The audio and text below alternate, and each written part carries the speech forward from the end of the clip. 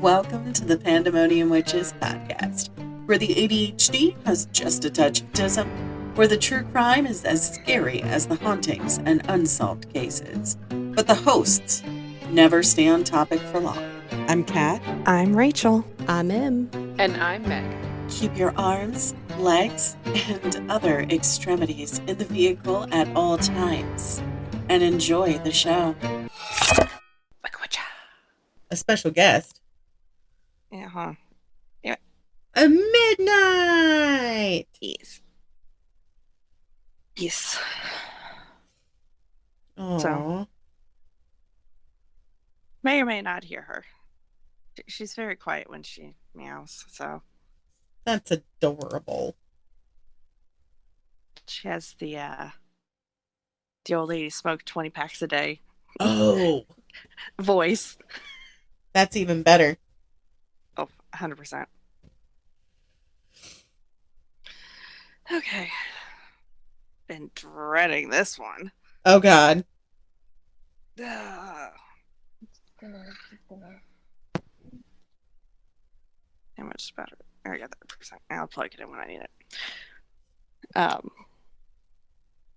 So let's jump right in. Why don't we? We're not even, no niceties, no nothing. No. Under the first minute, just balls to the wall. I want to go ahead. I've been dreading this one. I want to go ahead and get it over with. Okay. So it's John Wayne Gacy. Mm. Where'd my phone go? God damn. Not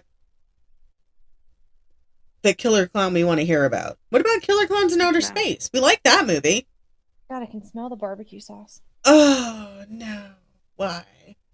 I don't know. I associate him smelling like barbecue sauce for some reason. Because he was like a bigger dude. That's really mean. But like I'm hefty. I don't smell, baby, do I smell like barbecue sauce? No, but like he was also like from where he was, like I don't know. I imagine him smelling he worked barbecue sauce with KFC, so I'm surprised it's not, fried chicken. Okay, no, it's barbecue chicken. Right, but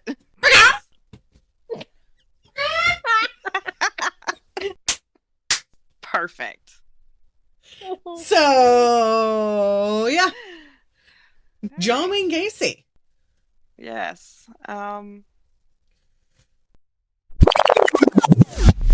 This is a Pandemonium Witches podcast. Trigger warning. The following episode contains graphic violence and gruesome depictions. Listener discretion is advised. TLDR was the killer clown. He murdered at least 33 teen boys. May he rot in hell. After he sexually abused them. He's not. Is he deceased or? Yes. He. Okay. Good. I can make fun of the dead. Just him. Yes. Just him. Scrolling down to the bottom of my notes. He died by all the way down. It's a lot of notes. Yeah, where is it?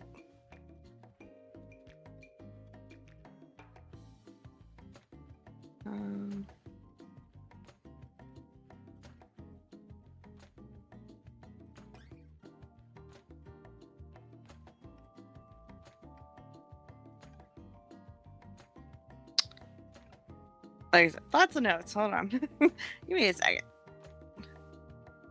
You had the Emily length notes from last week. Look, okay, I had to recharge. It took almost a week. Well, I also hexed someone, but I mean, that's both reasons why I had to recharge my spoons for almost a week. shit, where is it? I ate it. Oh no, it's Chris. It's fine. Okay. All right, cool. Oh, French fries. And Coke. Oh, that's cold Coke. I made tater tots. I'm gonna mute my side so I can stuff my face. Appreciate it. Thank you. He was killed May 10th, 1994. Good riddance, bad rubbish. At 12:58 a.m. Okay. Because, yeah, he was executed. Okay, that's good. By lethal injection. That's not good. I don't like that. Isn't it kind of like a peaceful way to go? It can be, unless they get the dose wrong. Oh, I don't think they get the dose wrong anymore, dear. They did once. His was not peaceful. Oh, okay. Wait, before you get into the gruesome newsome, can you tell me, like... So basically, before the execution began, the chemicals used to affect the execution solidified unexpectedly, clogging the IV tube. The team replaced the tube and the execution resumed. Emily is cackling on the other line, yeah. The entire procedure took about 18 minutes. It's supposed to take 5. Well, because, the tube clogged. Right.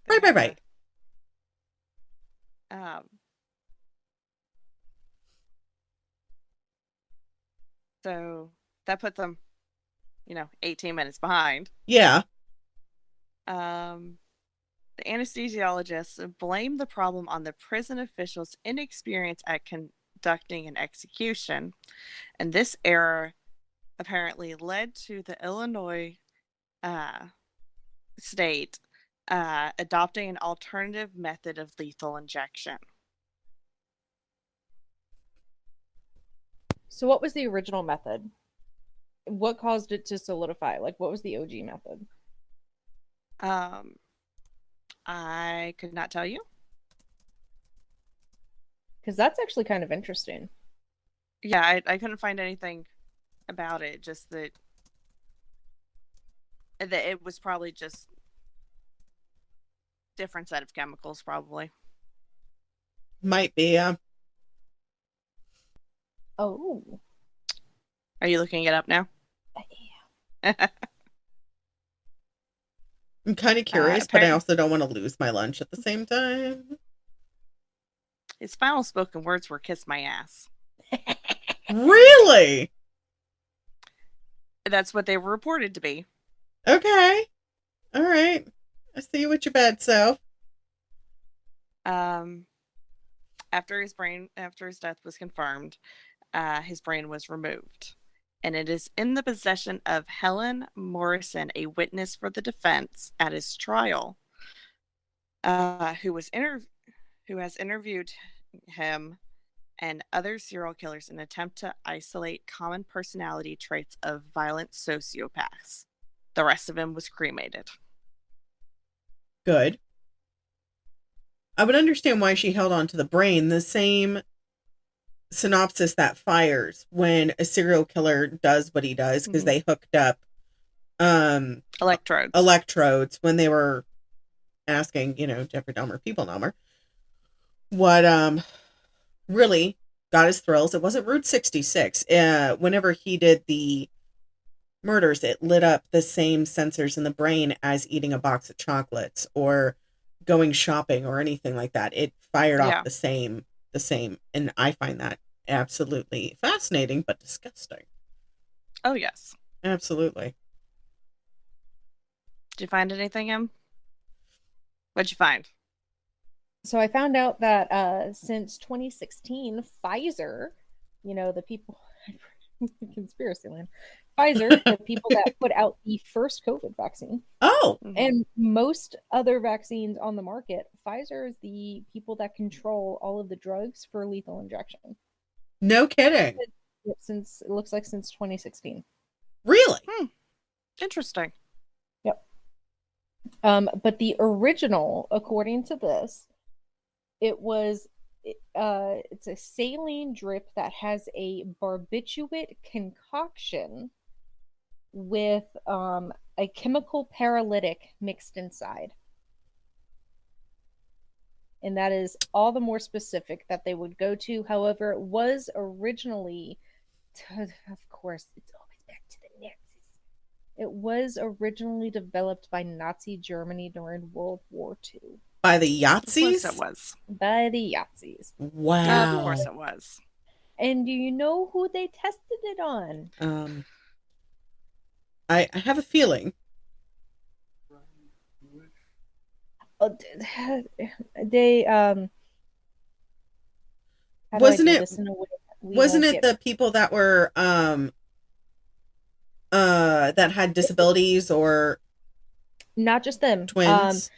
They tested it on people younger than the age of 18. Oh, nope. Mm-mm. We're not talking about that right There now. it is. Mm-mm. Yep, which is how I was like, how am I going to say this? Yes, that was who they targeted and tested it on because There. it was They're- claimed to be cheaper than hanging. Woo. It was their preferred victim clientele. Yeah. I- That's right. I mean, speaking of Yahtzees, completely off topic, I found out that Tequila is a Yahtzee. Oh yeah, you didn't know that? She was also like a really terrible Republican porn star. Well, I knew that. I Congratulations, knew that. Thanks, Pornhub. But no, Yeah, she's a Yahtzee as well as a COVID denier. I knew that. But Rachel, was it you that sent me the video? Yes. Okay, I'm literally in the middle of sewing this giant ass project, and the video pops up. I'm like, oh, she's still awake. I'm gonna go take a look. No, and she also wasn't gay. She's homophobic too, which I was originally cool with Tequila, and then I heard out about the COVID thing and the Trump support thing, and now the homophobia and the Yahtzee thing, and I'm like, She did all of that just to get popular. You want to be popular. Anyways, back to that makes noise. I know, I'm doing it just to piss you off. It hurts my ears. You know what? Let me just readjust my glasses. Do it yourself, you coward.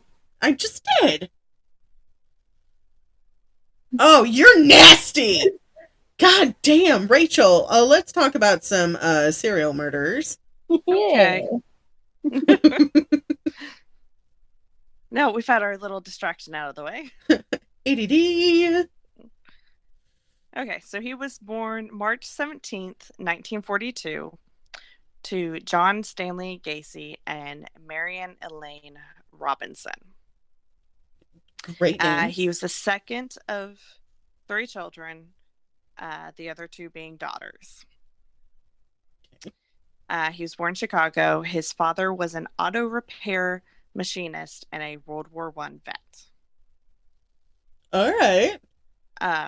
So got issues right out the gate there. Right. His father was an alcoholic and was verbally and physically abusive to the family. Yep. There it is. He frequently belittled his son, calling him dumb and stupid and comparing him unfavorably to his sisters. What the actual fuck? Yeah. One of his earliest memories was his father beating him at 4 years old for accidentally disarranging car engine components. Like moving around the engine?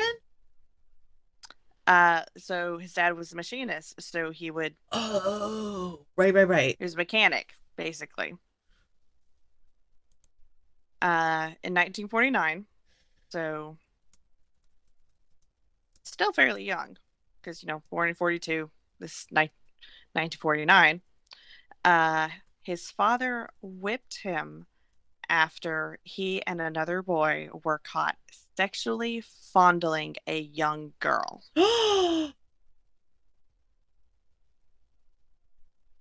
Ew. Dude, in front of my french fries?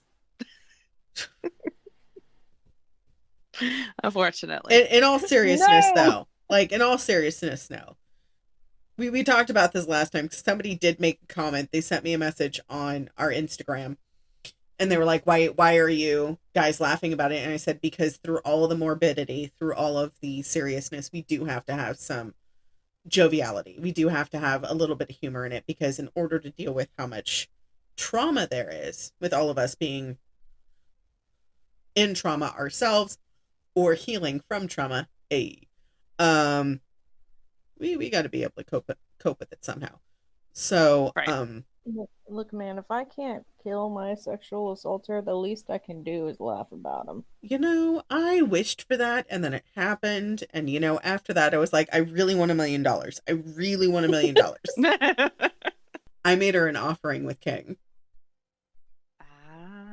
Yeah. Very nice. Yeah. Well, I mean, I'm turning 40 this year.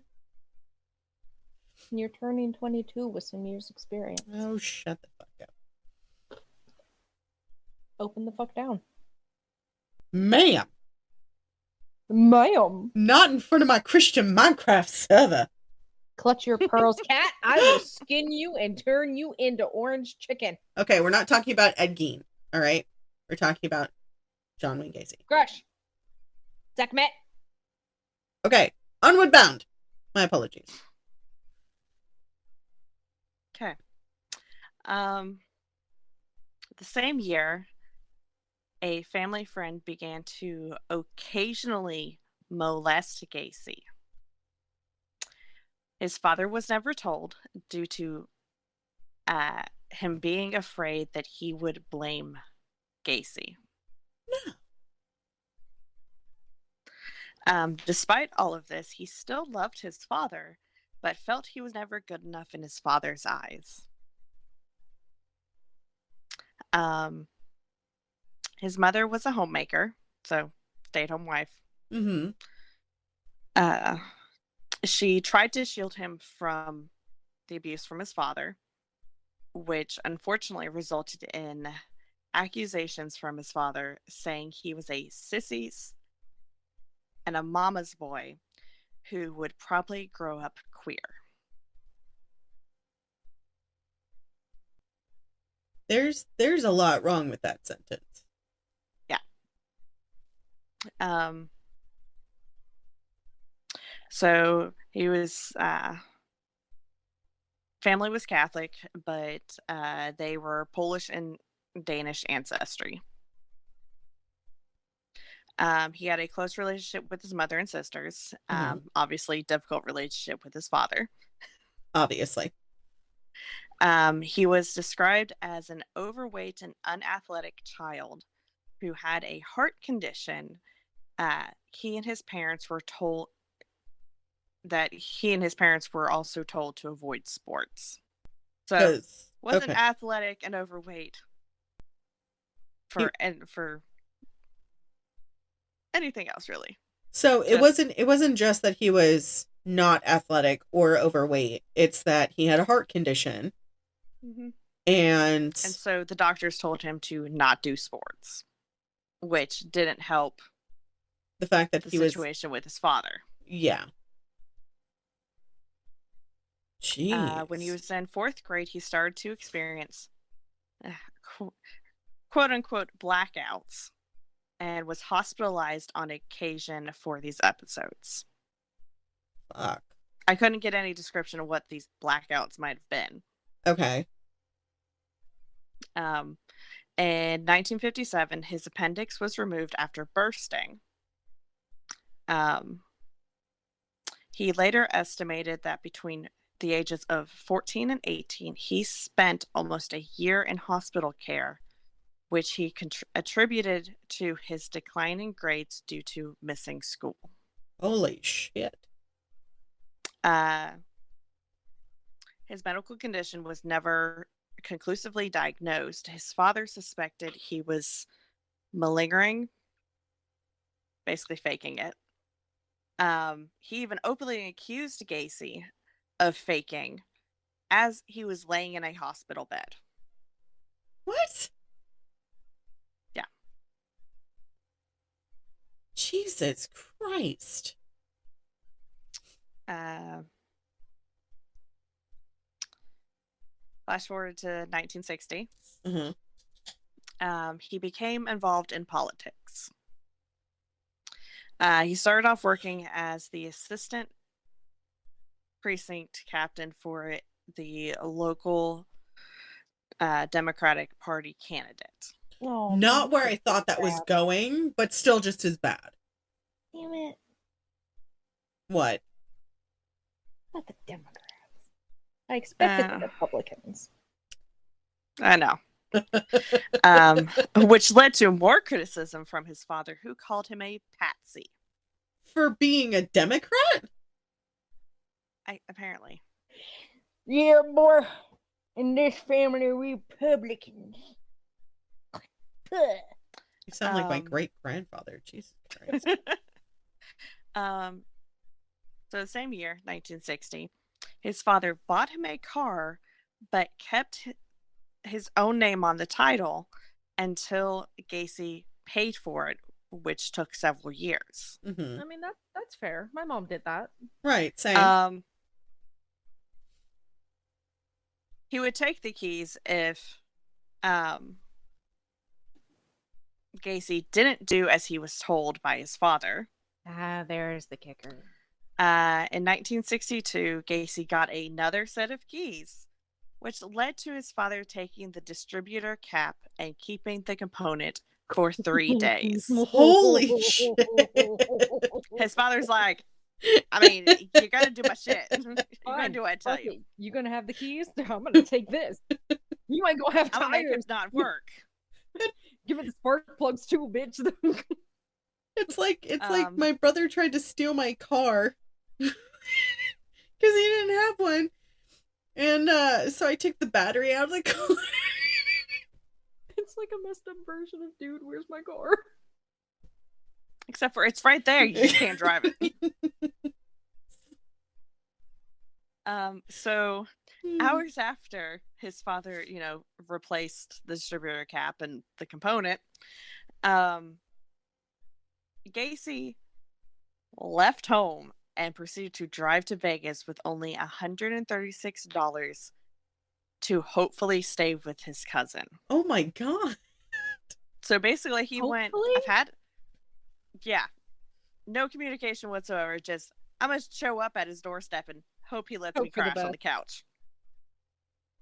Wow.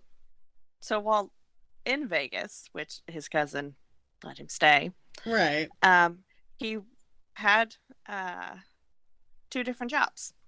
He originally worked for the ambulance service before transferring to Palm Mortuary.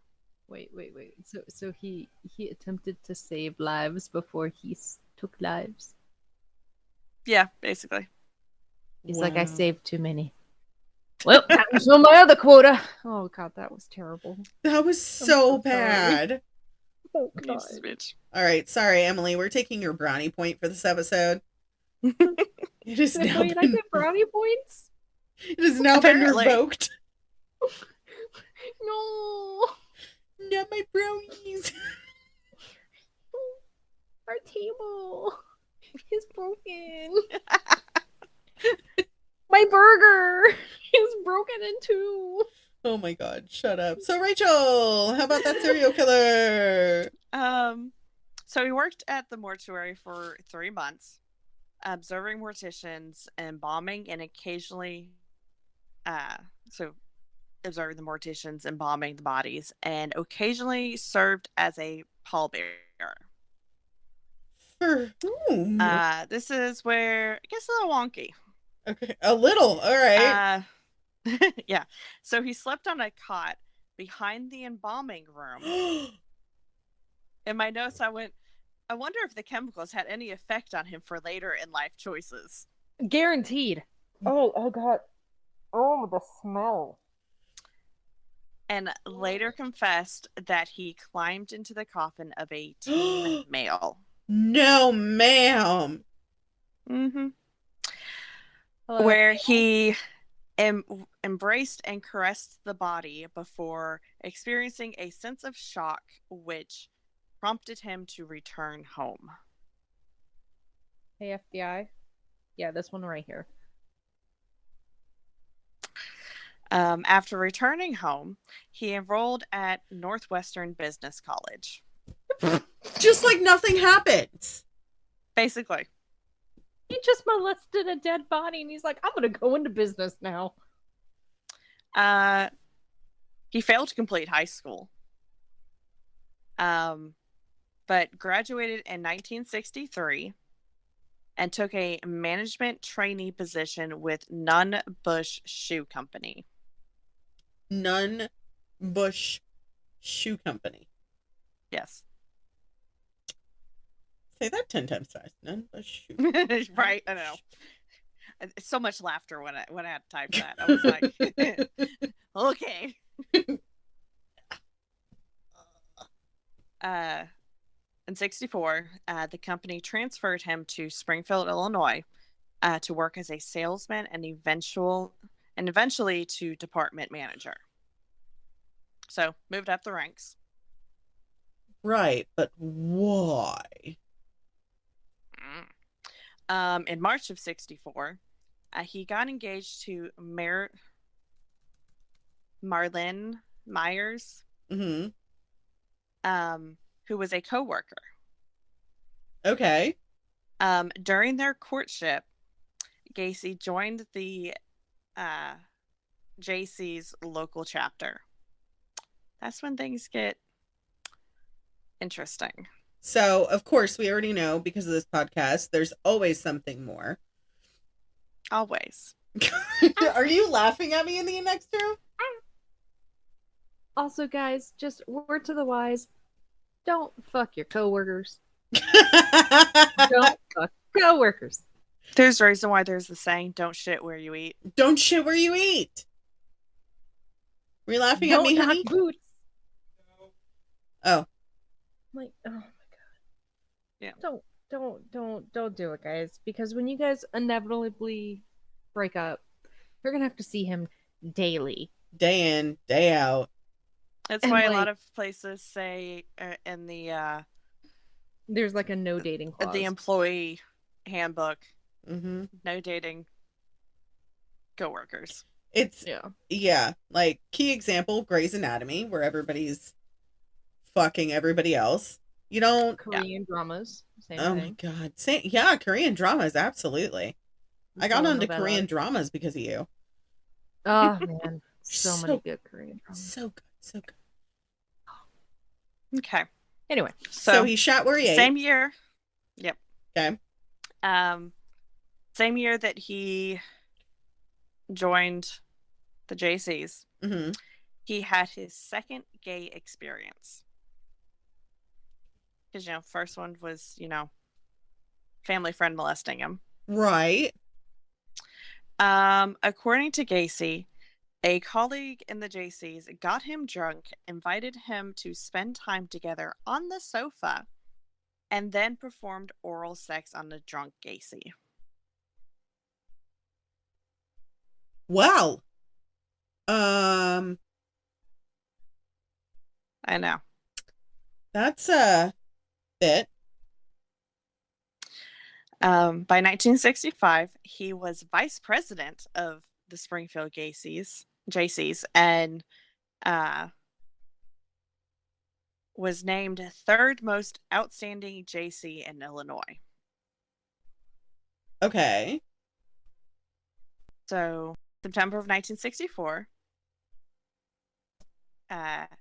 he and Marlene got married. Her father owned 3 KFC restaurants in Iowa, Waterloo to be exact. So they moved to Waterloo, Iowa, for Gacy to manage his father-in-law's restaurants. Okay. With the understanding that they would move into her parental former home. So move back into her parents' house? But they had moved out. Oh, okay. Okay. So they could move in. He would receive $15,000 a year, which is about $153,000 as of 2024. What? Yeah. Plus a share of the restaurant's profits. Money, money, money. Money. He opened a gathering spot in their basement for employees to drink alcohol and shoot pool. He employed teens, regardless of gender, but would only socialize with the boys. Oh. He would give them alcohol before making sexual advances on them. Oh. If they rebuffed him, basically, said no, he would claim it was only jokes or a test of their morals. The fuck? Yeah. Unfortunately, they had kids. He and his wife. February of 1966, they had a son and then a daughter in March of 1967. He described this period as perfect, as he had finally earned his father's approval. Did he, though? I don't... When his parents visited them in July of 1966, his father privately apologized for the abuse he had inflicted before saying, "Son, I was wrong about you," as he shook Gacy's hand. Well, that's unexpected. Yeah. I did not see that coming. Did you see it coming? I didn't until you read it. Yeah.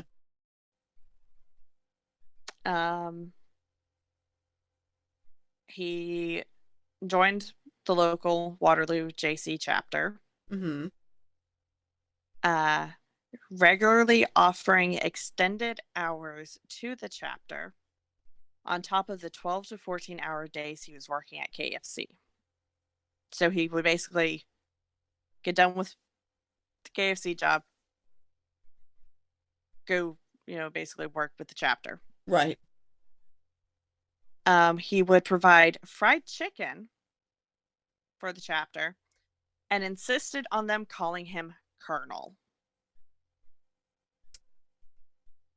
What? Yeah. Like, I beg your finest fucking pardon? Right. I know. So the chapter members were heavily involved in drugs, pornography, prostitution, and wife swapping / swinging. So they were a very promiscuous group. He was considered ambitious and a braggart, but he was still held in high regard for his fundraising work. In 1967, he was named Outstanding Vice President and served on the board of directors. Why didn't he just stick to this path? Right. He could have done so much. But also so much, but so little for consenting adults.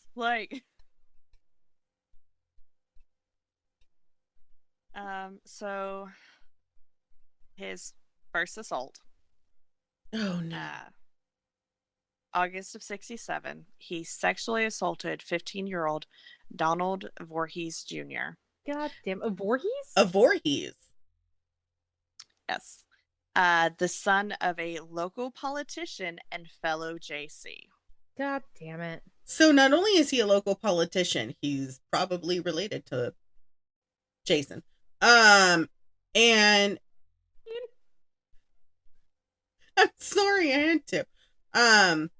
In all seriousness, really. Gacy lured him to the house, promising him male-female porn films, which were regularly played at JC events. Hold on, say that again?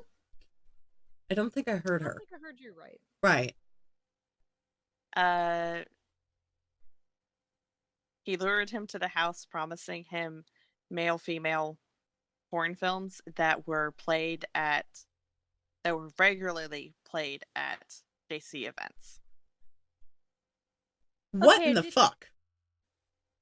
Yeah, no, you did hear me right. He then gave, in my notes I have him called Don Jr. Gacy gave Don Jr. alcohol, let him watch a porn movie, and then persuaded him to engage in mutual oral sex, saying, "You have to have sex with a man before you start having sex with women."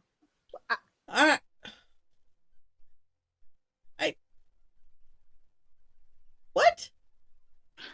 Huh? I know. I don't. It didn't make sense to me either, and I was just like, that's not how that works whatsoever. It's like that commercial we were talking about, the Geico commercial, the lady with the Facebook wall. This is not how this works. This is not how any of this works. Exactly. Because if that's how that worked, we would have a lot more earlier sexual awakenings. Yeah. Yep.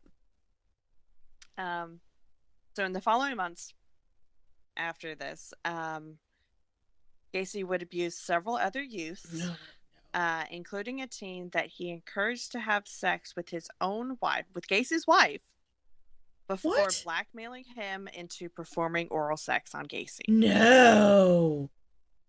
He tricked several teams into believing he was commissioned to conduct homosexual experiments for scientific research, and then paid them up to $50 each.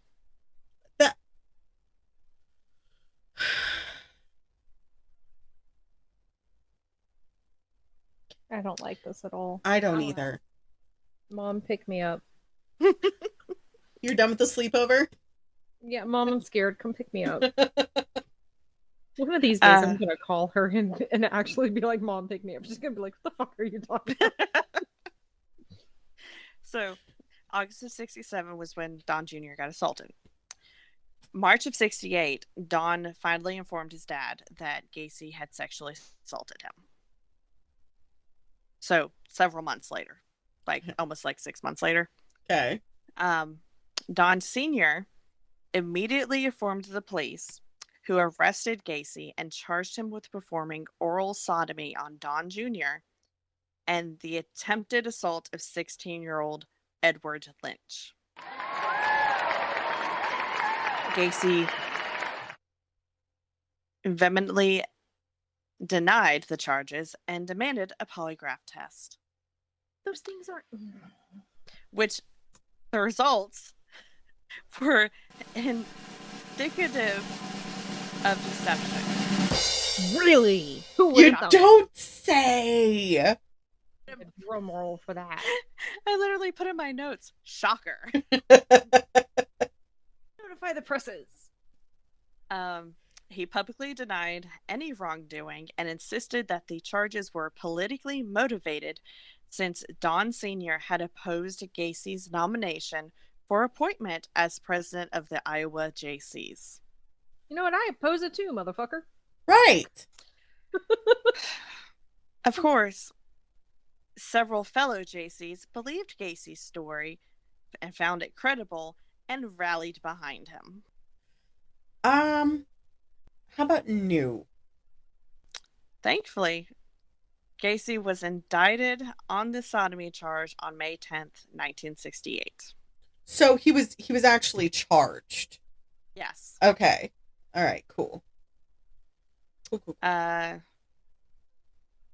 He was charged. Oh no.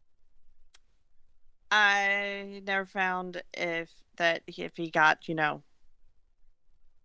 a punishment with that charge, or if it was just a charge slap on the wrist. Man. August 30th, 1968, so a couple months later, he promised 18-year-old Russell Schroeder, who was an employee, $300 if he physically assaulted Don Jr. And this is why I think that he was indicted, and then nothing happened. Yeah. So he paid Russell to assault Don Jr. in an effort to discourage the teen from testifying in court. It's pretty ballsy. Yeah. So Russell lured Don Jr. to an isolated park, sprayed mace into his eyes, and then beat him. What in the fuck? Don Jr. escaped and reported Russell's actions to the police. Good. Russell was then arrested the following day, and at first denying involvement, but then confessed to the assault, saying he did so at Gacy's request. Oh. Gacy was then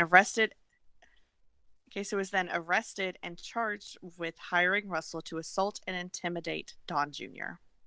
Good. September 12th, 1968, he was ordered to undergo a psychiatric evaluation at the Psychiatric Hospital of the University of Iowa. Okay. 2 doctors concluded he had antisocial personality disorder, which is a clinical term for sociopathy and or psychopathy. Oh. He was likely to benefit from treatment, and that his behavior pattern was likely to bring him into repeated conflict with society. Yeah. And in my notes, I went, "Oh, if only they knew." Right.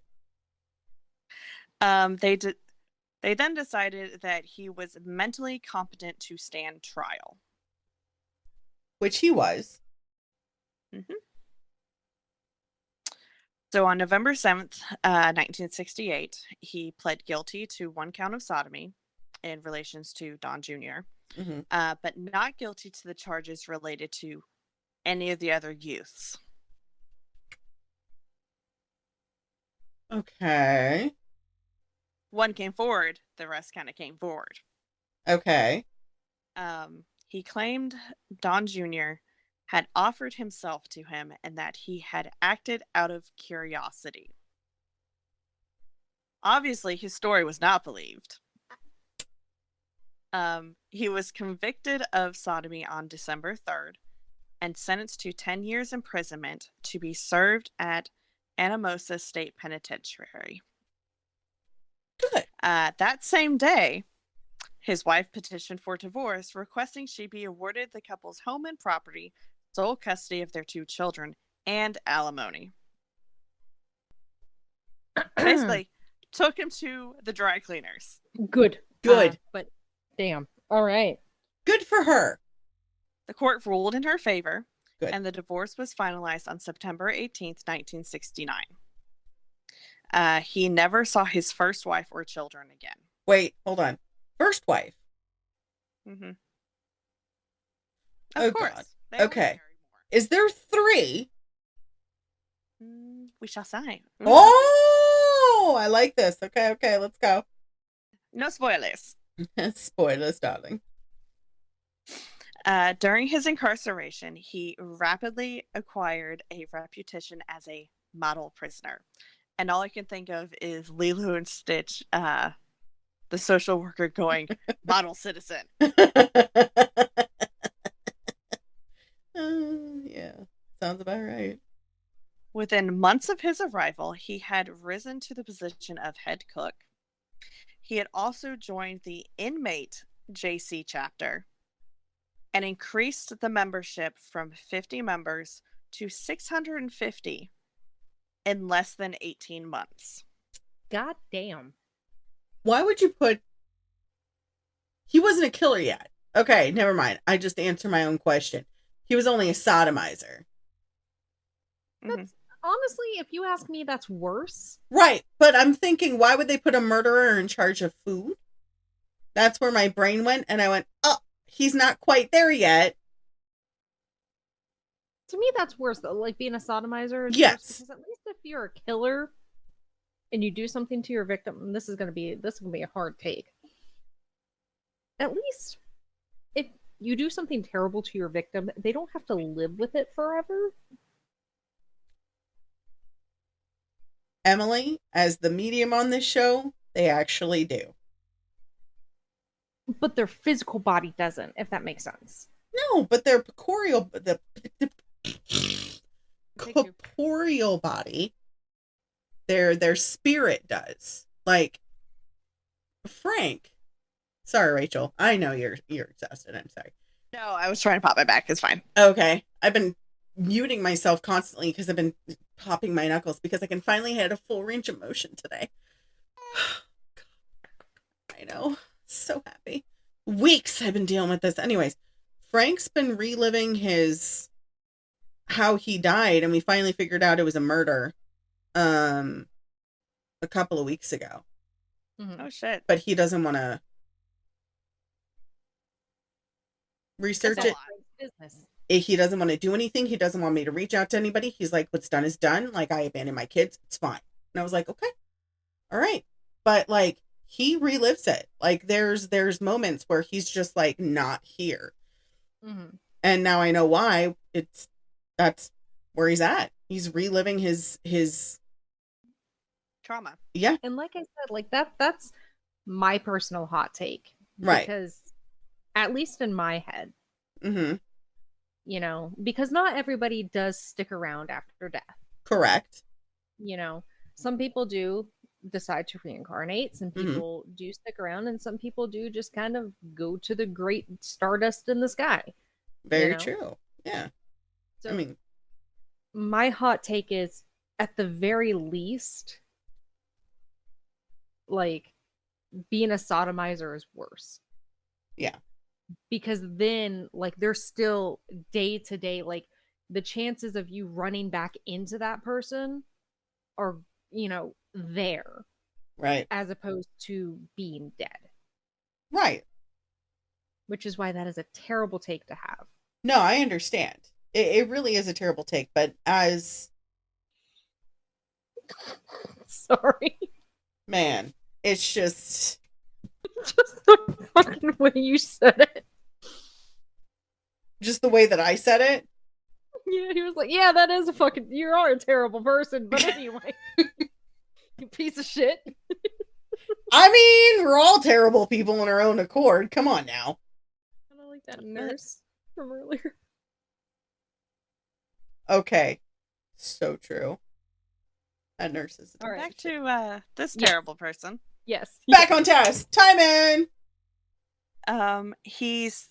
Gacy secured an increase in inmates' daily pay in the prison mess hall and supervised several projects to improve conditions for inmates, including the installation of a miniature golf course.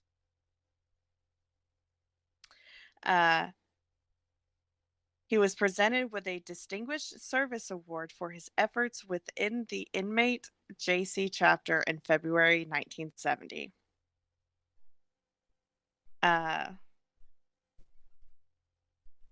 In June of 1969, he was denied parole. Oh, good. To prepare for a second scheduled parole hearing in May 1970, he completed 16 high school courses, obtained his diploma in November of 69. But on Christmas Day of 1969, his father died of cirrhosis.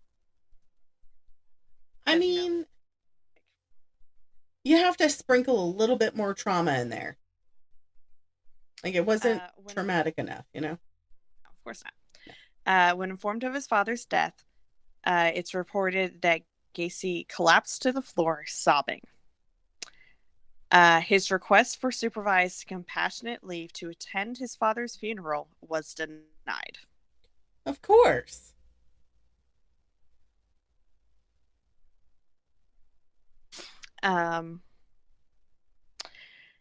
He was granted parole with 12 months probation on June 18th, 1970, having served 18 months of his 10-year sentence. Wait, hold on. Hold the phone. Right. That math ain't mathin'. No, it's not. Because model citizen. Ah! No. No.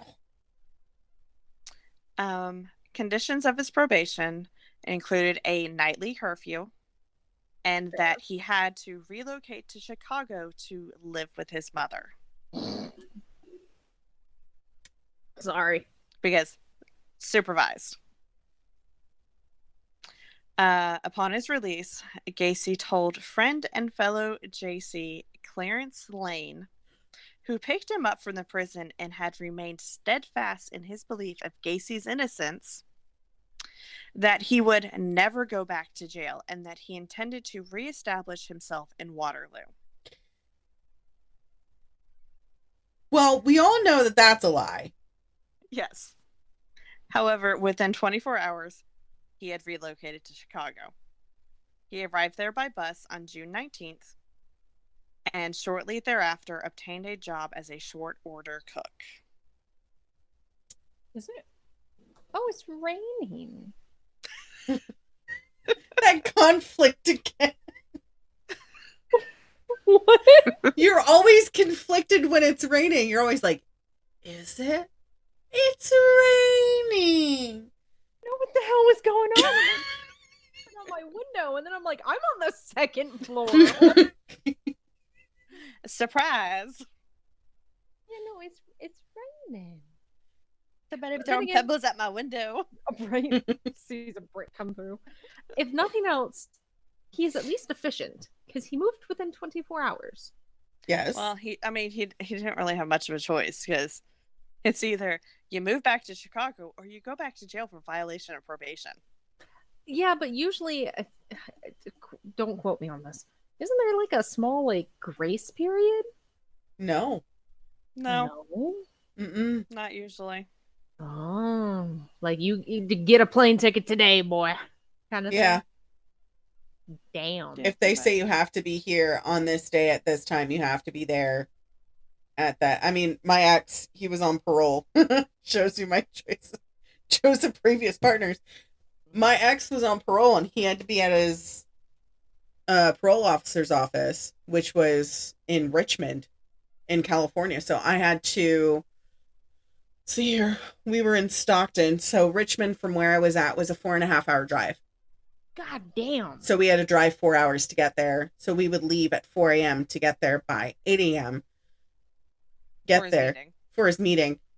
His parole officer was always late, but he was always super nice to me and would always like bring me coffee and stuff. And at one point he got fed up and he's like, "You're trying to hit on my girl." And he goes, "Dude, I'm gay." You sure know how to flick them. I mean, seems like a lovely human being, but she's not my type. Right. You know, she doesn't really have the goods I'm looking for, you know. In honor of Star Wars month. These aren't the boobs you're looking for.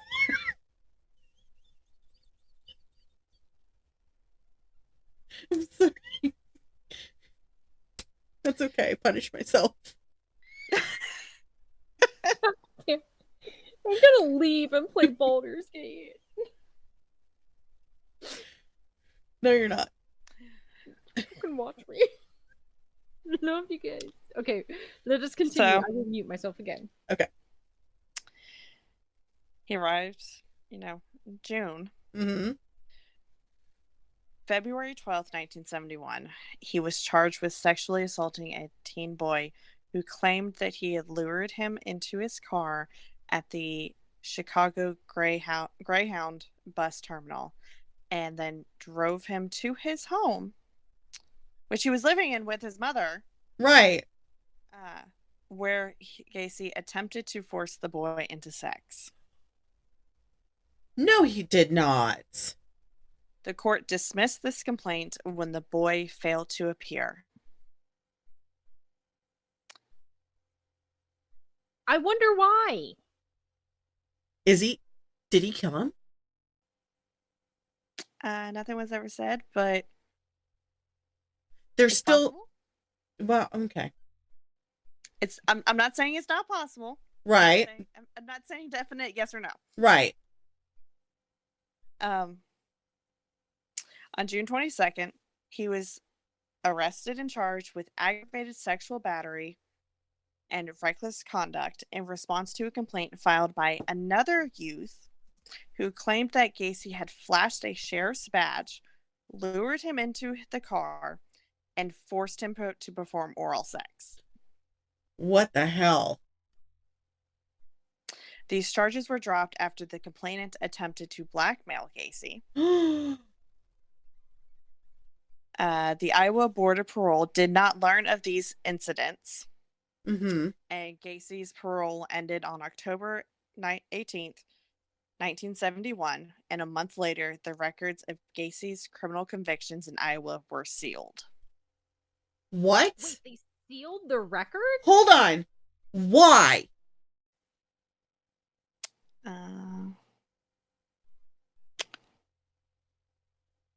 Because you can request for your records to be sealed.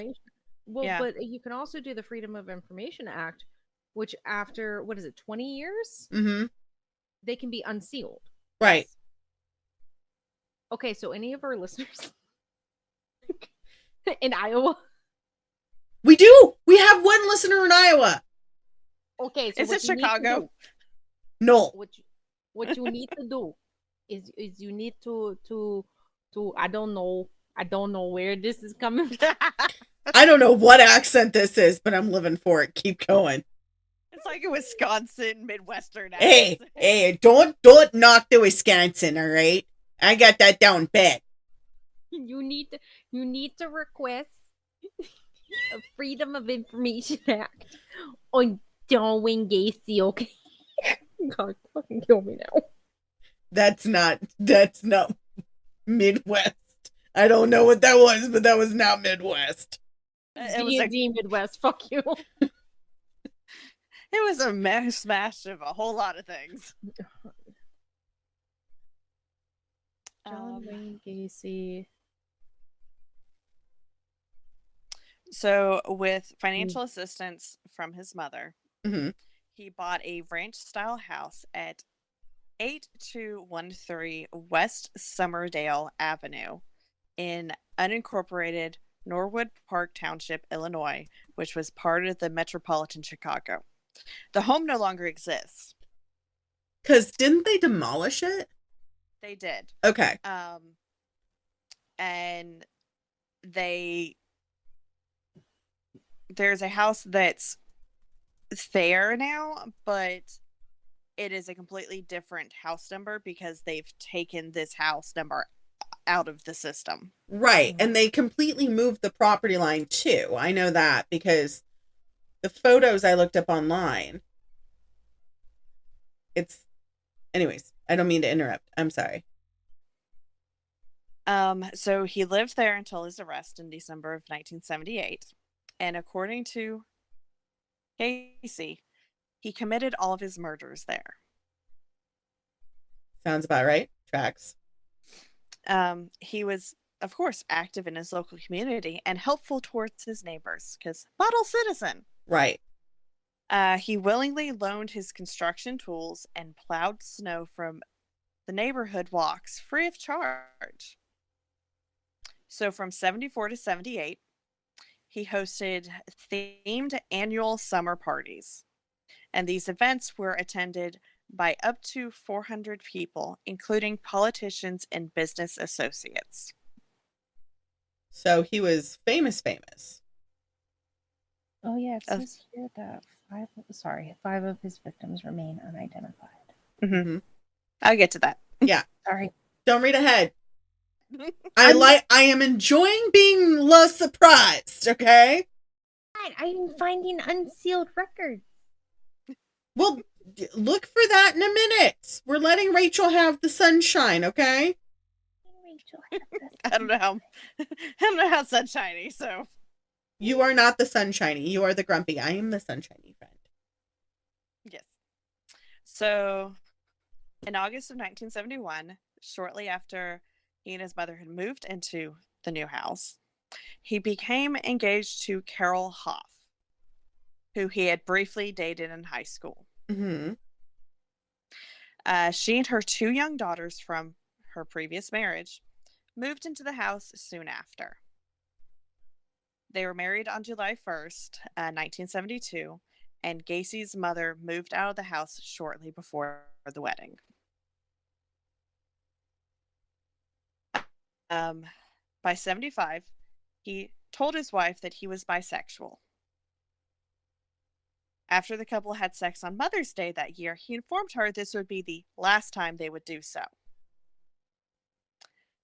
He then began spending most evenings away from home, only to return in the early morning with the excuse he had been working late or conducting business meetings.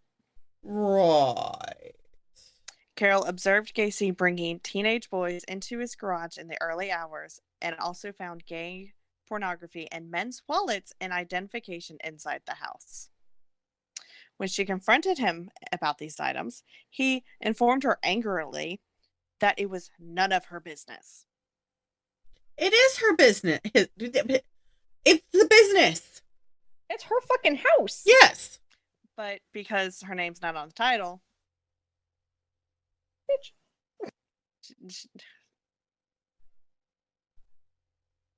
In October 75, after a heated argument, Carol asked for a divorce. He agreed, although by mutual consent, she continued to live at his house until February of 76. On March 2nd, their divorce, decreed on the false grounds of Gacy's infidelity with women, was finalized. Hold on. Are we Because- sure it was women? The false grounds. Ah. Because they couldn't exactly say, I'm divorcing him because he's seeking men, not me. Right. Oh, that's true. That's true. It was back in the day. That is true. It was mid-70s, so things were still taboo. Excuse me. So by 1971, he had established a part-time construction business called PDM Contractors, which stood for Painting, Decorating, and Maintenance. Okay. Makes sense. Makes sense. With the approval of his probation officer, he worked evenings on his construction contracts and while working as a cook during the day. Initially, he undertook minor repair work, but later expanded to include projects such as interior design, remodeling, and landscaping. Basically, learning everything. That's good. In the mid-1973, he quit his job as a cook so he could commit fully to the construction business. Which, I mean, it makes sense. By 75, the company was expanding rapidly and he was working up to 16 hours per day. By March of 77, he became a supervisor for PE Systems, which was a firm specializing in the remodeling of drugstores. Okay. Between the two companies, he worked on up to 4 projects simultaneously and frequently traveled to other states. By 78, his company's annual revenue was over $200,000. Good God. So he's making some money. He's making bank. This is when the clown comes in. No. Thank you for not showing me pictures. I appreciate it. No. I got rid of the pictures in my notes because I was just like, no. No, these pictures are fucking. You can Google them. Mute yourself. Google them on your end. I refuse, Emily. I'm putting my foot down. If y'all listening want to look up the photos, you can look. We will drop the links when we post it on our Facebook wall. What am I looking up? You can just put John Wayne Gacy clown. Clown. And it'll pop up with them.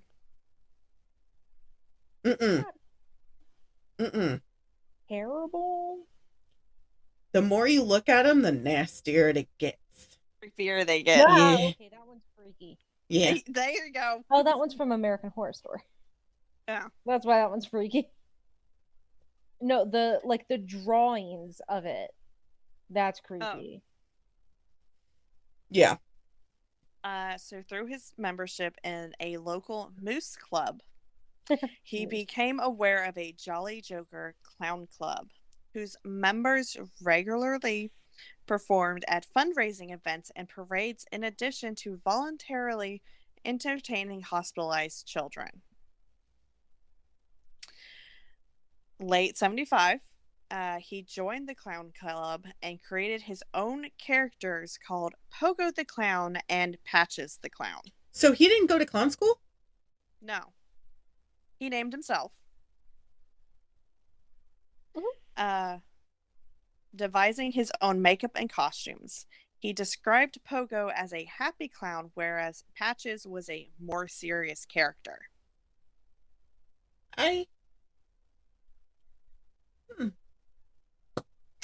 He seldom earned money for his performances and later said that acting as a clown allowed him to regress into childhood. He performed as both Pogo and Patches at numerous local parties, political functions, charitable events, and children's hospitals. His volunteer public service as a clown throughout the years of his murders led him to be known as the Killer Clown. Disgusting, as Emily says. I see a head shadow. My husband came in and he's like, "Good friend, it is 8:20, almost 8:30. You have the early shift. You need to do the sleep." Understandable. Oh my! Oh God! Oh no! We are currently experiencing technical difficulties. Please stand by.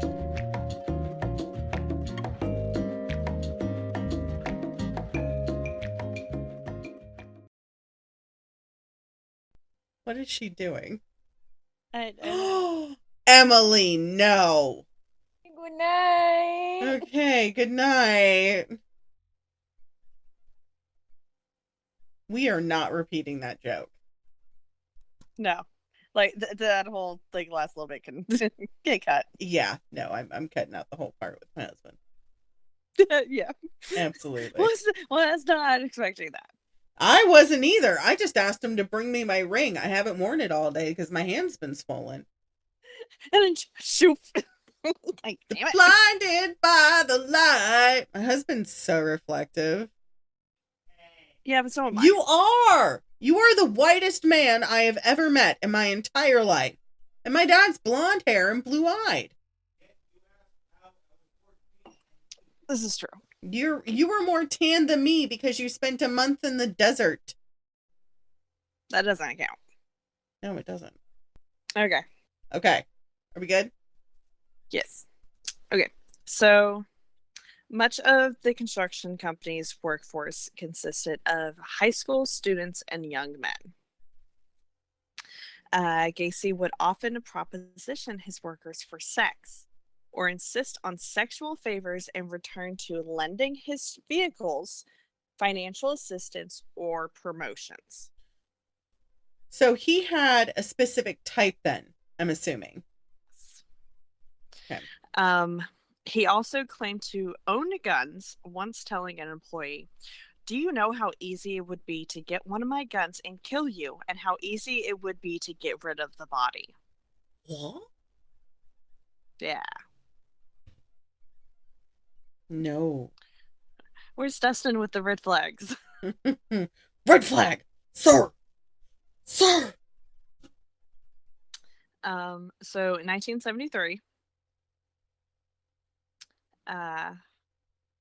he and a teenage employee traveled to Florida to view a property Gacy had purchased. And while there, Gacy raped the boy in their hotel room.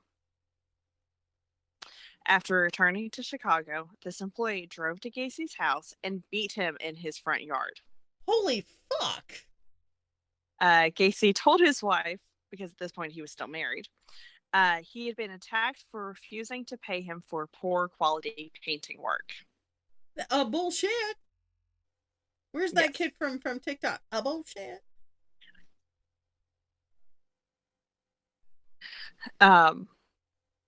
In May of 1975, Gacy hired 15-year-old Anthony Antonucci.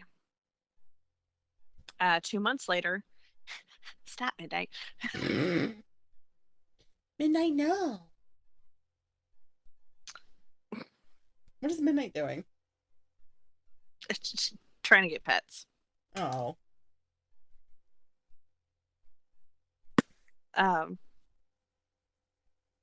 So 2 months later, he went to Anthony's home, knowing the boy had a injured foot. The two drank a bottle of wine and then watched a male-female stag film before Gacy wrestled Anthony to the floor and handcuffed his hands behind his back. One handcuff was loose and Anthony freed his arm while Gacy was out of the room. What did he just like nonchalantly just bring these handcuffs with him? Apparently. When Gacy returned, Anthony, who was a high school wrestler, grappled with him, obtained the key, and then cuffed Gacy's hands behind his back. Basically did Uno reverse! Gacy threatened Anthony, but then calmed down and promised to leave if he was freed. Anthony agreed, and Gacy left. Anthony continued to work for him for 9 months after this, and Gacy made no further attempts to assault him. Ma'am. Like, I'm sorry, you do this shit, I'm gone next day. Like, I am Audi 3000, man. Like, you can mail me my last check. I ain't work for you no more. Right. On July 26, 1976, Gacy picked up 18-year-old hitchhiker David Cram and offered him a job with the construction company. And he began to work the same evening. August 21st, David moved into Gacy's home, and then the next day, they had several drinks to celebrate David's 19th birthday. Wait, hold on. He met him, hired him, moved him in. You don't even know him? Nope. All right. So they had several drinks to celebrate the 19th birthday, with Gacy dressed as Pogo. Of course. Gacy conned David into donning the handcuffs, with his wrists cuffed in front of his body rather than behind. He swung David around while holding the chain linking the cuffs, and then said he intended to rape him. David kicked Gacy in the face and then freed himself. But David didn't move out. What? A month later, Gacy appeared at David's bedroom door intending to rape him, saying, "Dave, you really don't know who I am. Maybe it would be good if you give me what I want." David resisted, straddling Gacy, who left the bedroom, stating, "You ain't no fun." David then moved out on October 5th and left the company, although he periodically proceeded to work for Gacy off and on over the following 2 years. That's not right. No. Shortly afterwards, another employee, 18-year-old Michael Rossi moved in. Another one. Yep. Rossi had worked for the construction company since May 23rd, 1976. He then lived with Gacy until April of 77. Okay. Rossi sometimes assisted Gacy in clowning at grand openings of businesses, Gacy as Pogo and Rossi as Patches. Oh, that is so sick. Gacy entered his local Democratic Party politics, initially offering use of his employees to clean party headquarters at no charge. Whoa. He was rewarded with an invitation to serve on the Norwood Park Township Street Lighting Committee, subsequently earning the title of precinct captain. There are so many things wrong. I'm just going to keep listening. I know it's only going to get worse, and I know you're going to be like, but wait, there's more. I already know. In 75, Gacy was appointed director of Chicago's annual Polish Constitution Day Parade. That was a mouthful. Through his work with the parade, which he would supervise until 78, Gacy met and was photographed with First Lady Rosalind Carter wearing an S pin, indicating a person given special clearance. What? The event later became an embarrassment to the United States Secret Service. What? Mm-hmm. Okay. Yeah. That's there's a photograph of the two of them together. No, get out of town. Mm-hmm. Oh my God. Okay.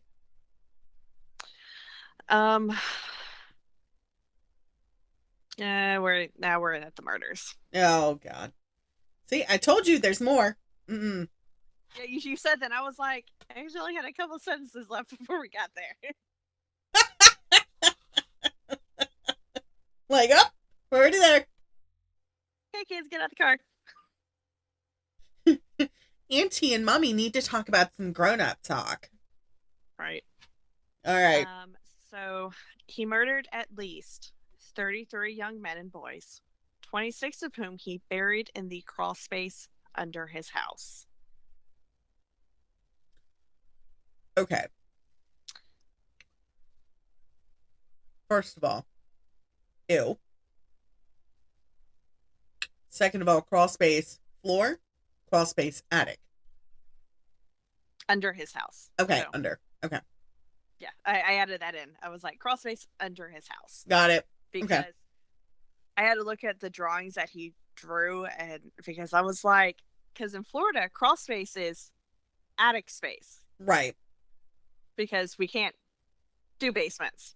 Right. So I had to look it up. And I was like, oh, okay, it's the space under the house. There's a space. Okay, that makes sense. Yes. His victims included people he knew and random individuals he lured from the Chicago Greyhound bus station, Bughouse Square, or off the streets with the promise of a job with his construction company, an offer of drink and or drugs, or money for sex. Holy shit. Some victims were grabbed by force. Others were conned into believing Gacy, who often carried a sheriff's badge and had spotlights on his black Oldsmobile, was a policeman. Oh, no. Gacy usually lured a lone victim to his house, although on more than one occasion, he had what he called doubles, which were when he killed two people in the same evening. What? Mm-hmm. That is sick. So inside his home, his usual modus of operandi,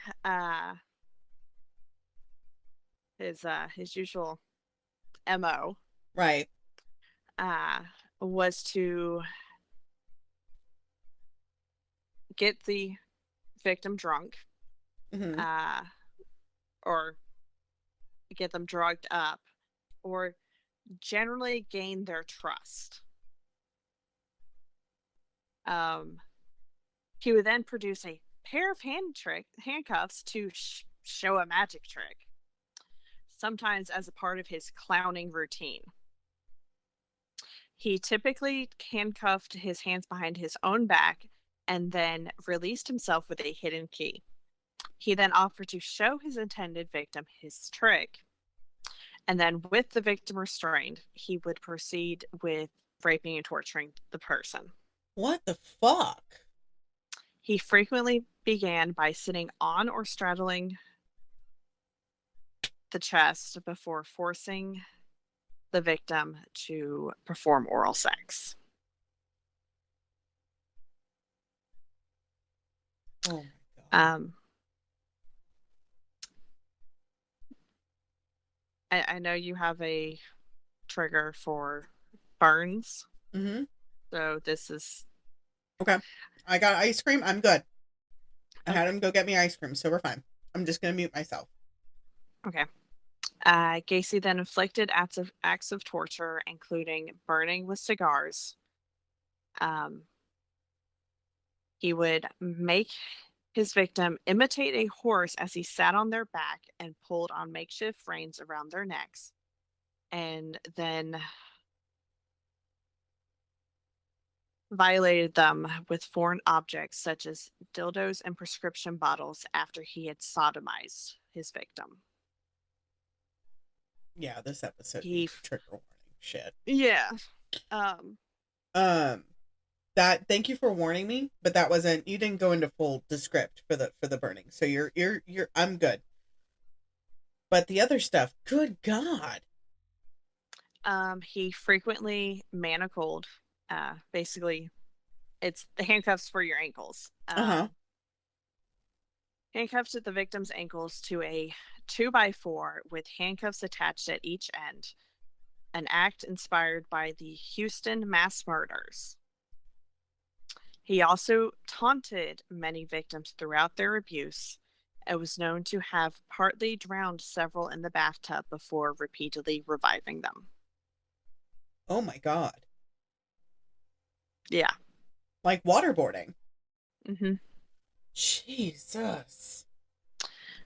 He typically murdered his victims by placing a rope tourniquet around their neck and progressively tightening it with a hammer handle, like you would tighten a tourniquet. Yeah. He referred to this as his rope trick, frequently informing his victim, "This is the last trick." Occasionally, the victim convulsed for an hour or two, his words, before dying, although several victims died by asphyxiation from cloth gags that he stuffed deep into their throats. Oh, those poor boys. Except for his two final victims, all were murdered between 3 a.m. and 6 a.m. He usually stored the victims' bodies under his bed for up to 24 hours before burying them in his crawl space, where he periodically poured quicklime to hasten the decomposition. That's not how that works, though. No, that's not how that works whatsoever. No. Some of the bodies were taken to his garage and embalmed prior to burial because he worked in a mortuary.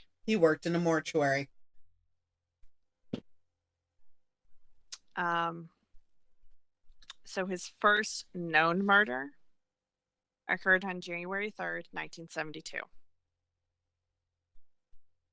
According to his later account, following a family party the previous evening, he drove to the Civic Center in the Loop in the early morning to view a display of ice sculptures. He then lured 16-year-old Timothy Jack McCoy from the Greyhound bus terminal into his car.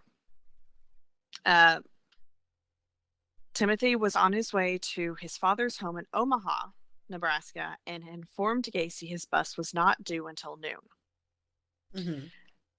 Gacy took Timothy on a sightseeing tour of Chicago and then drove him to his home with the promise that he could spend the remainder of the night and then he would drive him back to the station in the morning in time to catch his bus. Prior to Timothy's identification, he was only known as the Greyhound bus boy. Gacy claimed he woke early the following morning to find Timothy standing in his bedroom doorway holding a kitchen knife. Gacy jumped from his bed and he and McCoy wrestled, but McCoy had raised both arms in a gesture of surrender, and then in the process accidentally cut Gacy's forearm. Oh, God. Gacy disarmed Timothy, banged his head against the bedroom wall, and then kicked him against his wardrobe. Oh, my God. Timothy kicked Gacy in the stomach, doubling him over. Gacy then grabbed Timothy, wrestled him to the floor, and then stabbed him repeatedly in the chest. Oh, my God. Not just a wrestle to get the knife away. No. As poor Timothy lay dying, Gacy claimed he washed the knife in his bathroom and then went to his kitchen and saw that Timothy had the makings of breakfast on the table. Timothy had set the table for two. Then he had walked into Gacy's room to wake him while absentmindedly carrying the knife. Timothy was buried in the crawl space and Gacy later covered his grave with a layer of concrete. Oh, God. In an interview several years after his arrest, Gacy said that immediately after killing Timothy, he felt totally drained, yet noted that as he stabbed Timothy and listened to the gurgulations and gasping, he had experienced a mind-numbing orgasm. He added, "That's when I realized that death was the ultimate thrill." You've got to be kidding me. Mm-mm. I know you're not, but... I know. I wish I was. I really wish I was. Good God. Gacy said that he committed his second murder around January of 1974. We good? My hip keeps locking. Keep going. This victim remains unidentified. He was strangled and placed in Gacy's closet before burial. Gacy later stated that bodily fluids leaked from the victim's nose and mouth and stained his carpet. He regularly stuffed rags, the victim's own underwear, and a sock into the mouths of subsequent victims to prevent such a leakage from occurring again. That's... Oh, boy. On July 31st, 1975, John Butkovich, an 18-year-old construction employee, disappeared. John's car was later found abandoned with his jacket and wallet inside and the keys in the ignition. The day before his disappearance, John had confronted Gacy over outstanding back pay.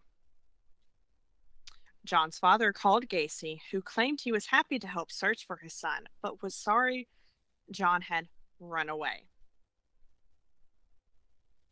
When questioned by the police, Gacy said John and two friends had arrived at his house demanding the overdue pay, but they had reached a compromise and all three had left.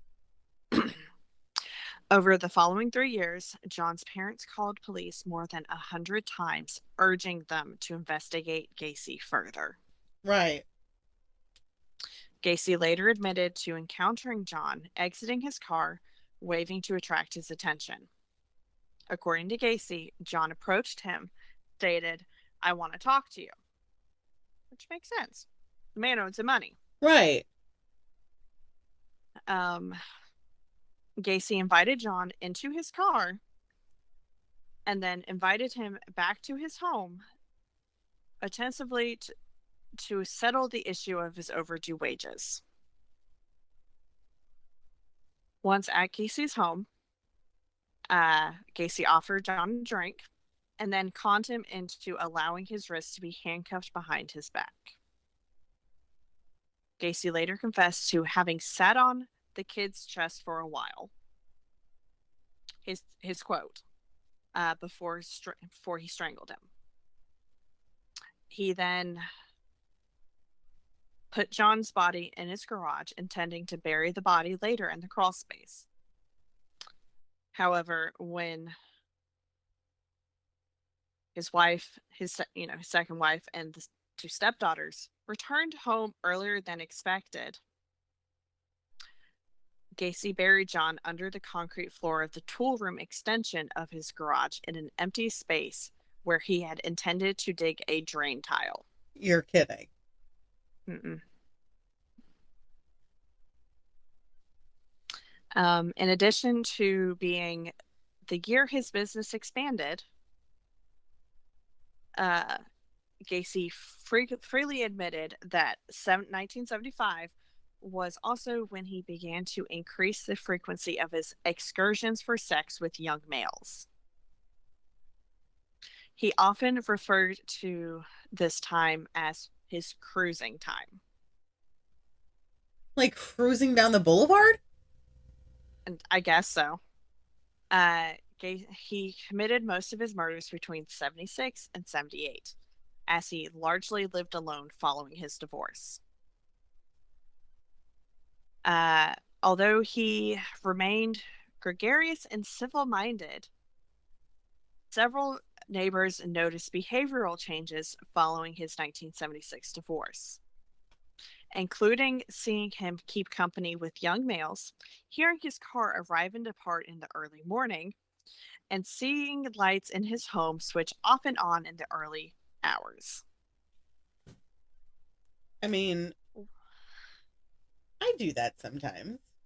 Yes, but when it's been not the normal pattern for so long, and then all of a sudden it is, it raises suspicion.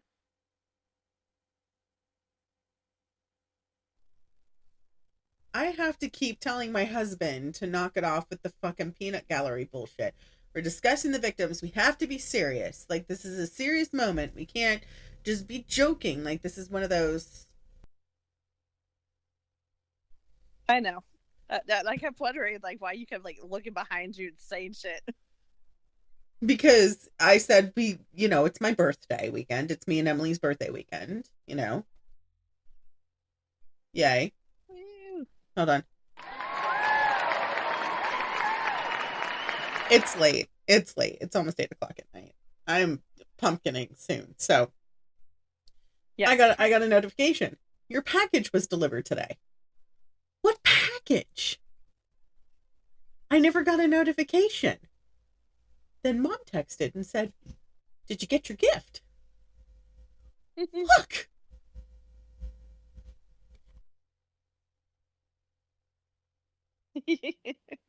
And of course, we have new neighbors that moved in 4 houses down that blare their music until 10 o'clock at night. So, anyways, husband has gone outside to get my package for me. So. But at least it's 4 doors down and not right next door. No, right next door we have grandparents, their grandkids, and their great-grandkids. Next door that way, we have a mom and a son. And across the street we have 2 retiree families. Okay. So it's pretty quiet, except 4 doors down. Not so There's always that one person. much. Anyways. Okay. Sorry. One neighbor later recollected that for several years, muffled, high-pitched screaming, shouting, and crying had repeatedly awakened her and her son in the early morning. Why didn't she say something about it then? I'm sorry. What? She identified the sounds as emanating from a house adjacent to theirs on West Summerdale Avenue.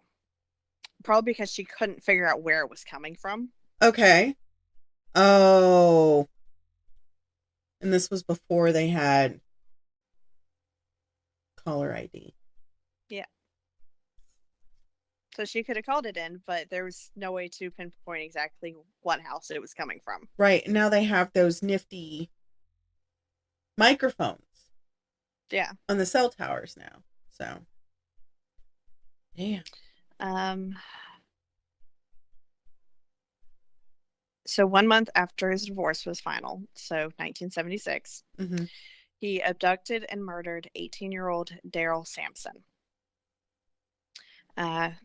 who was last seen alive in Chicago April 6, 1976.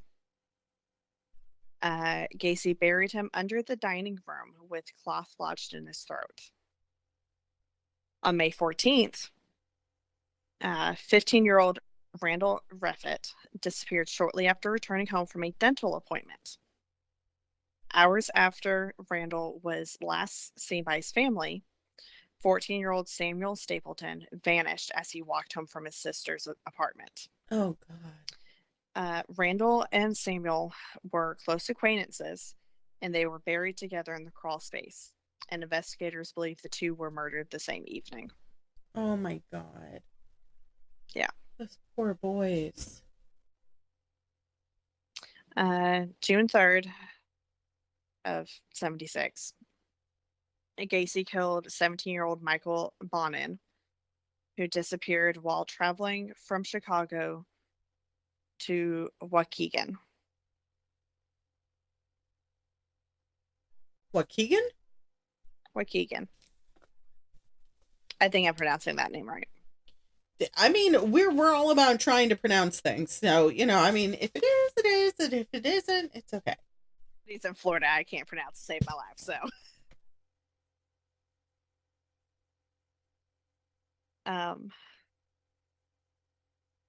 Gacy strangled Michael with a ligature and buried him under the spare bedroom. 10 days later, Gacy murdered 16-year-old William Carroll and buried him in a common grave in the crawl space. William seems to have been the first of 4 victims known to have been murdered between June 13th and August 6, 1976. 3 were between the ages of 16 and 17 years old, and 1 unidentified victim appears to have been an adult. Just one. On August 5th, 16-year-old James Hakinson is last known to have phoned his family, possibly from Gacy's home. James died of suffocation. His body was buried in the crawl space beneath 17-year-old Rick Johnston, who was last seen alive on August 6th. You doing okay? Yeah, I'm trying to push through this. You got this. I believe in you. Keep trucking. I'm doing my best. Gacy is thought to have murdered 2 unidentified males between August and October of 76. On October 24th, he abducted and killed teenage friends Kenneth Parker and Michael Marino. The 2 were last seen on Clark Street in Chicago.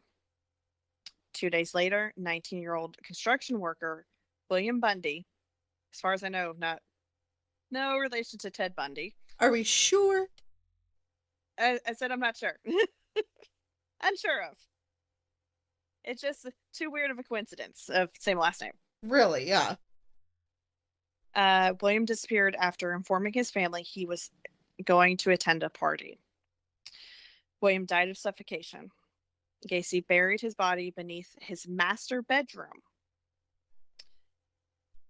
Bundy had apparently, William had apparently worked for Gacy. Did he run out of space in the crawl space? I don't know. I guess he was just pulling up the floorboards as he went. I'm just gonna stick this body right here. Okay, all right. Not a clue. Between November and December of 76, Gacy murdered 21-year-old Francis Alexander. Francis's last contact with his family was a phone call to his mother sometime in November. He was not reported missing as his family believed he had moved to California shortly thereafter. Francis was buried beneath the room Gacy used as his office. In December of 1976, 17-year-old Gregory Godzik disappeared. His girlfriend last saw him outside of her house.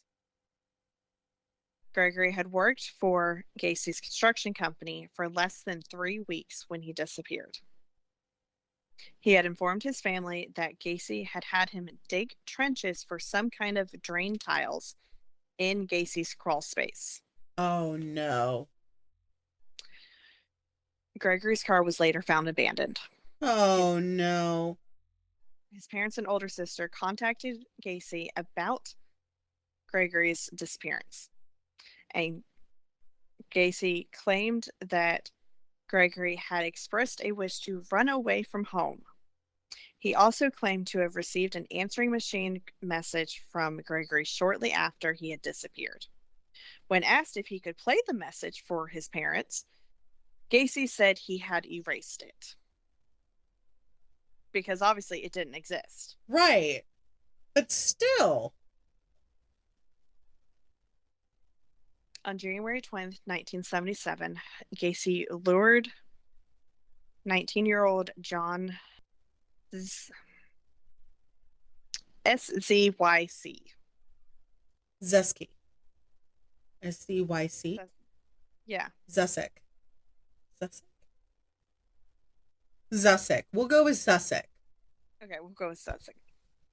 To Gacy's house on the pretext of buying Gacy's Plymouth Satellite, which is a car. Okay, I was going to ask. For those that don't know, it's a car. Okay. He later confessed to strangling John in the spare bedroom, claiming Rossi was asleep in the house because his roommate was asleep in the house the following morning. Gacy later sold the car to Rossi for $300. 2 months later, on March 15th, 20-year-old John Prestige disappeared. This John was last seen leaving a near Northside restaurant. He was buried in the crawl space above the body of Francis Alexander. Shortly before his disappearance, John had mentioned he had obtained work with a local contractor. Gacy murdered one additional unidentified youth and buried him in the crawl space in the spring or early summer of 1977. I don't know if you heard that. No. Okay, cool. Neighbors down the road were driving down the road with their very loud vehicle. That's me here, but my microphone picks up everything, so. I wasn't sure if mine was going to pick that up or not. Luckily, yours is top notch. Yay! Yeah. On July 5th, Gacy murdered 19-year-old Matthew Bowman. Matthew's mother last saw him at a suburban train station as he had intended to travel to Harwood Heights for a court appointment. The following month, Rossi was arrested for stealing gasoline while driving John's car. Yeah. The gas station attendant noted the license plate and police tracked the car to Gacy's house. When questioned, Gacy told officers that John had sold the car to him in February, saying he needed the money to leave town. A check of the VIN number confirmed that the car was still registered to John. And the police did not pursue the matter further, although they did inform John's mother that her son had sold his car. By the end of 1977, Gacy had murdered 6 more young men between the ages of 16 and 21.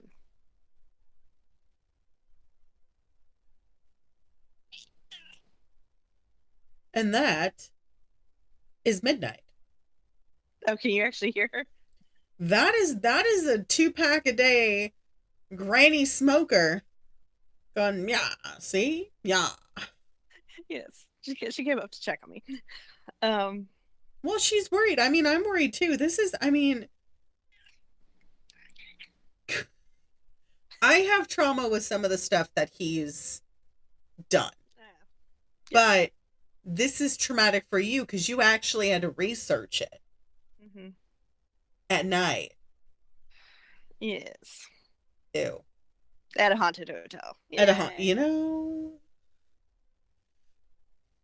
This took me like over a month to research, so I could not imagine the investigators. No. No, I'm just imagining that thing from Holes. I'm tired of this, Grandpa. That's too damn bad. Very much so. Very much so. That's how the situation feels. Yes. So the first of the 6 more murders of the end of 77 was 18-year-old Robert Gilroy, the son of a Chicago police sergeant, who was last seen alive on September 15th. What? Robert lived 4 blocks from Gacy's house. Oh. He was buried in the crawl space. Oh, he's... had flown to Pittsburgh, Pennsylvania to supervise a remodeling project and did not return to Chicago until September 16th. So, because Gacy was in another state at the time Gilroy was last seen, this is cited to support Gacy's claim of assistance from one or more accomplices in several of the deaths. 10 days after Robert was last seen, 19-year-old former U.S. Marine John Mowry disappeared after leaving his mother's house. Oh, no. Gacy strangled John. He has a name without Johns. I'm sorry. Yeah, no, a lot of his victims are named John. Uh-oh, we lost... It said it was trying to reconnect. Yeah, we lost picture for a second. Oh, okay. Not audio, just picture? Both, actually. Okay. But... apparently Gacy had the thing about Johns. Yeah. Gacy strangled John and buried his body beneath the master bedroom. So another body under the master bedroom. Body, yeah. October 17th, 21-year-old Russell Nelson disappeared. He was last seen outside of a Chicago bar. Russell was looking for contracting work. Gacy murdered him and buried him beneath the guest bedroom. Less than 4 weeks later, Gacy then murdered 16-year-old Robert Winch and buried him in the crawl space. Shit. 20-year-old Tommy Bowling disappeared on November 18th after leaving a Chicago bar. On December 9th, 19-year-old U.S. Marine David Talsma disappeared after telling his mother he was to attend a rock concert in Hammond, Indiana. Gacy strangled David with a ligature and buried him in the crawl space close to John Mowry. On December 30th, Gacy abducted 19-year-old college student David Donnelly from a Chicago bus stop at gunpoint. Gacy drove him back to the house where he raped, tortured, and repeatedly drowned Donnelly to unconsciousness in a bathtub as he made statements such as, "Aren't we playing fun games tonight?" Robert later testified at trial that he was in such pain that he asked Gacy to kill him. Wait, he lived? Yes. Gacy replied, "I'm getting round to it." After several hours, Gacy then drove Robert to his workplace and released him, warning him that if he complained to the police, they would not believe him. Oh my God. Thankfully, Um, Robert did report the assault, and the Mm-hmm. police questioned Gacy on January 6, 1978. Gacy admitted to having a sex slave relationship with Donnelly, with Robert, but insisted everything was consensual. Hold on, I have an eyelash. Get that eyelash. I think I got it. Good.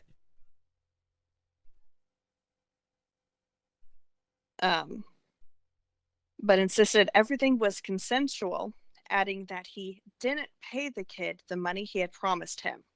That doesn't make it consensual or No. a relationship, sex relationship at all. Right.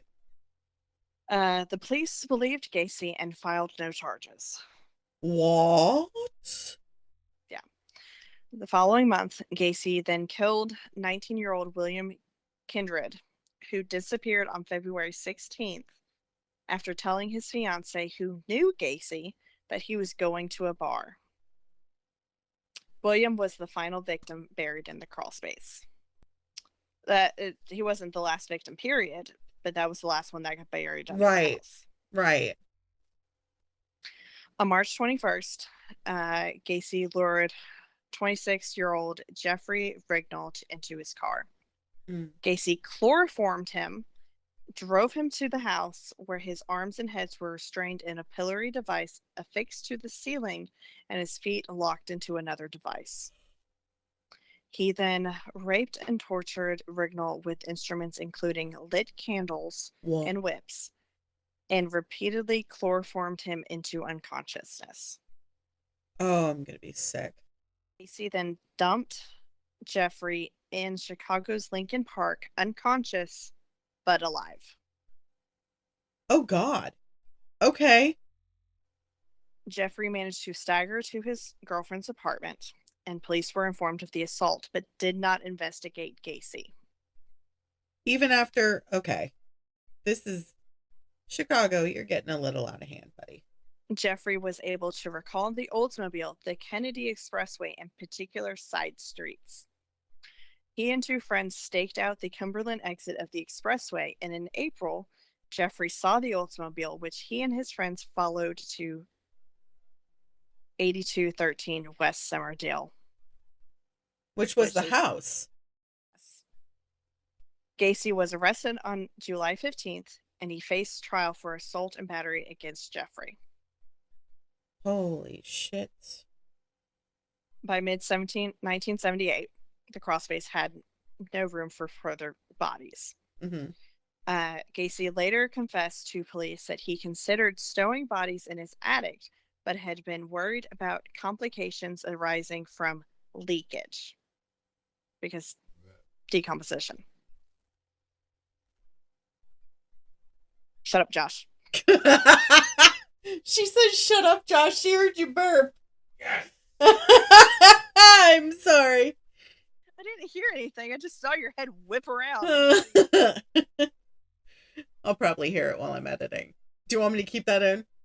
Yes. Okay. All right. He says, fuck yeah. Okay.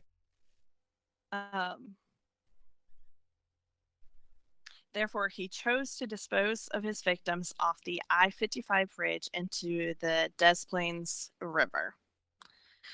Gacy stated he had thrown 5 bodies into this river in 1978, one of which he believed had landed on a passing barge. Only 4 were ever found.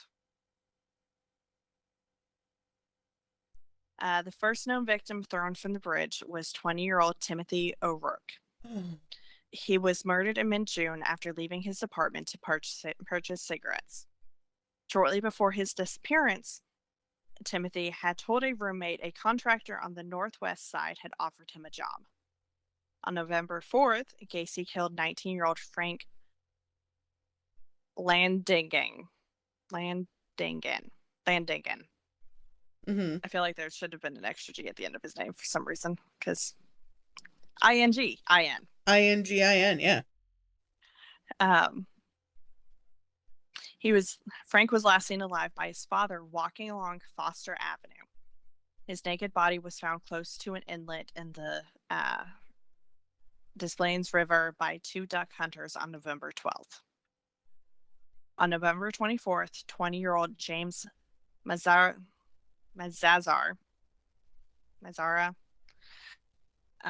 Close enough. disappeared after Thanksgiving dinner with his family. James had informed his sister the day before that he was working in construction. He was last seen walking in the direction of Bughouse Square.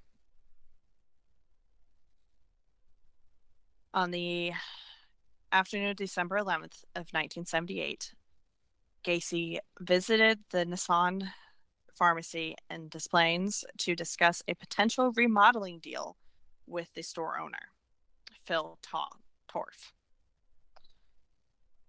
While he was within earshot of 15-year-old part-time employee Robert Peast, Gacy mentioned his firm often hired teenage boys as a starting wage of $5 per hour, which was almost double the pay Robert was earning at the pharmacy.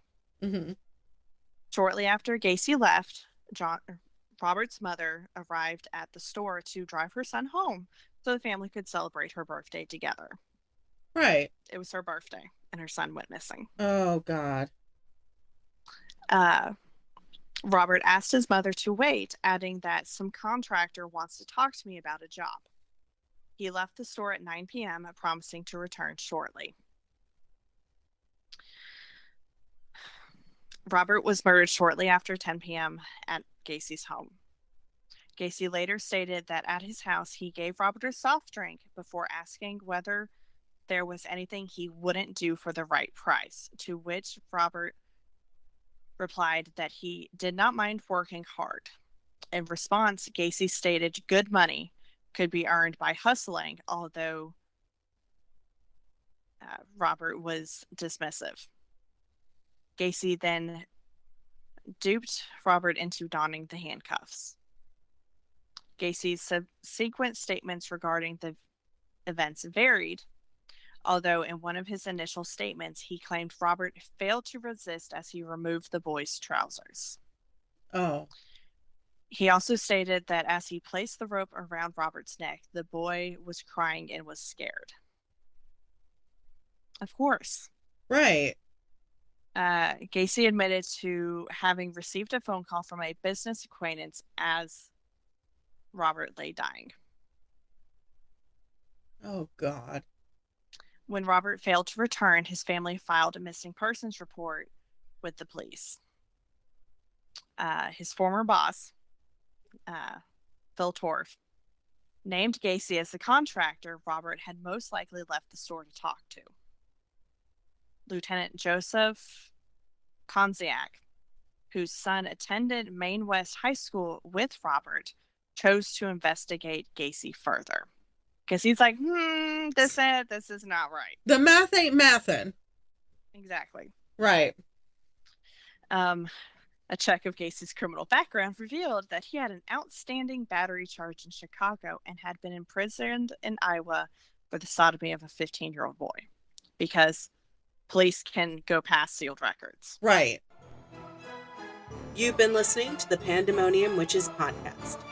This episode was chopped in half. Return back to this coming Sunday to finish listening to the rest of our spooky story. I'm Kat. I'm Rachel. I'm Em. And we'll see you all next time.